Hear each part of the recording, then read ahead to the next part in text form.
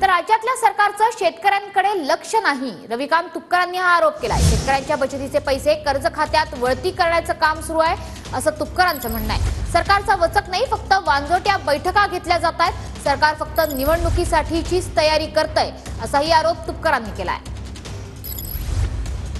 रविकांत तुपकर आपल्या सोबत आहेत। भाऊ, काय सांगाल?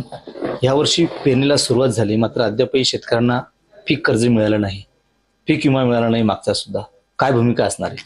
नाही, तर सरकारकडून शेतकरी संपूर्णपणे दुर्लक्षित केला गेलेला आहे। बुलढाणा जिल्ह्याचं उदाहरण सांगायचं झालं तर 28% फक्त पीक कर्ज वाटप झालेलं आहे आणि पेरण्या बऱ्याचशा लोकांच्या होऊन गेल्या। पीक कर्ज हे पेरणीसाठी मिळत असतं, पण पेरणी झाल्यावर जर तुम्ही सोंगायच्या वेळेला पीक कर्ज दिलं तर पीक कर्जाचा फायदा काय? राष्ट्रीयकृत बँका फाईल फेकून देतात शेतकऱ्यांच्या, कर्ज भरताना गोड बोलतात आणि नंतर मात्र कर्ज देताना टाळाटाळ करतात, त्याच्यामध्ये फाटे फोडतात। जिल्हा बँकांची तीच अवस्था आहे आणि आमचे सेव्हिंगचे किंवा माल विकून आलेले जे पैसे आहेत हे परस्पर कर्ज खात्यामध्ये वळती करण्याचं काम या राष्ट्रीयकृत बँका अनधिकृतपणे करतायत। पुनर्गठन सुद्धा बँका करायला तयार नाही, बोंब उठलेली आहे। सरकारचा काही वचक राहिलेला नाहीये, फक्त वांजोट्या बैठका घेतात।